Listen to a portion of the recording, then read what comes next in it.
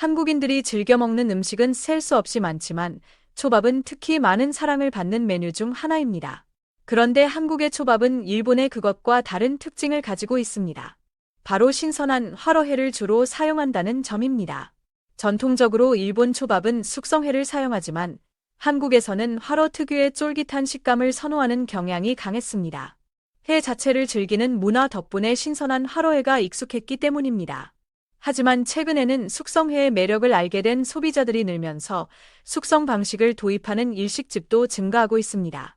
숙성 과정에서 생선 살의 단백질이 분해되어 아미노산이 생성되면 감칠맛이 풍부해지는데 이 점에 주목한 많은 가게들이 저마다의 숙성 노하우를 개발하며 독특한 식감과 맛을 선보이고 있습니다. 한국의 초밥집은 단순히 초밥만 제공하는 데 그치지 않습니다. 덮밥과 같은 식사 메뉴를 함께 판매하고 튀김, 죽, 우동 등 풍성한 밑반찬을 기본으로 제공하는 경우가 많습니다. 이는 초밥 외에도 다양한 맛을 풍족하게 즐기도록 하려는 한국 특유의 서비스 문화입니다. 모든 것을 추가로 주문해야 하는 일본의 시스템과는 대조적이어서 일부 외국인들은 이러한 푸짐함 때문에 한국 식당을 더 선호하기도 합니다. 이러한 한국식 초밥 문화, 특히 화로회 사용에 대해 과거 일본에서는 야만적이라는 표현까지 써가며 비판한 사실이 알려져 큰 관심을 끌기도 했습니다. 이런 배경 속에서 최근 한국을 방문한 한 일본인 일식 요리사가 한국 초밥을 경험하고 남긴 글이 다시금 주목받고 있습니다. 일본에서 일식집을 운영하는 이 요리사는 한국의 일식에 대해 평소 부정적인 인식을 가지고 있었다고 밝히며 한국 방문 중 유명 초밥집을 찾아 경험한 바를 다음과 같이 적었습니다. 숙성회를 사용하는 일본과 달리 한국에서는 입안에 달라붙는 질감의 화로회를 초밥에 사용하고 있었다. 이는 초밥의 맛을 해치는 방식이며 도저히 이해할 수 없었다. 더욱이 초밥 자체보다 함께 나오는 밑반찬들이 훨씬 화려했는데 이는 맛없는 초밥을 감추려는 꼼수로밖에 보이지 않았다. 한국인들은 늘 일본의 것을 모방하면서 자신들의 것인 양 행세한다. 이런 식으로 우리의 문화를 훼손하는 것을 보면 분노를 느낀다.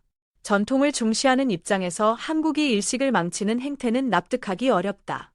이는 일본 문화에 대한 무시이므로 자제해야 하며 당장 초밥 판매를 중단하고 일본의 정통 방식을 배워 제대로 운영해야 한다. 한국은 결코 일본의 문화를 따라올 수 없으며 일본에서 제대로 배워야 한다. 또한 한국 초밥집들은 밑반찬 가짓수를 줄여야 한다. 일본에서 추가 비용을 받는 것은 단순히 돈을 벌기 위함이 아니다. 이런 원칙 없이 무작정 많이 제공하면 일본 업체들은 수요 감소와 끊임없는 비교에 시달리게 된다. 이 방식 역시 한국이 바꿔야 할 부분이다. 이 일본인 요리사의 글은 한국 네티즌들에게 큰 반발을 샀습니다. 문화적 차이를 인정하는 것과 별개로 단순히 자신의 취향과 다르다는 이유로 악의적인 비난과 함께 한국의 식문화를 폄하하고 심지어 영업 방식 변경까지 요구하는 태도가 매우 오만하다는 지적이 많았습니다.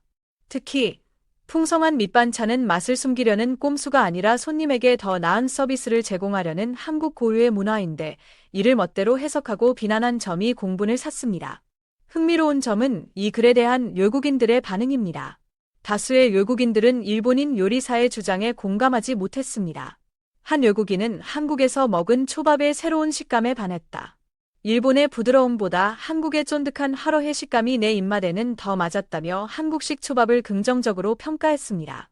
한국이 일본을 따라 한다는 주장에는 더욱 격한 반응을 보였는데 한국이 일본을 모방했다는 것은 믿기 어렵다.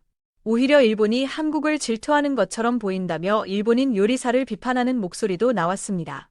이처럼 한국식 초밥과 식문화를 둘러싼 다양한 시각과 논쟁은 국내외적으로 계속 이어지고 있습니다.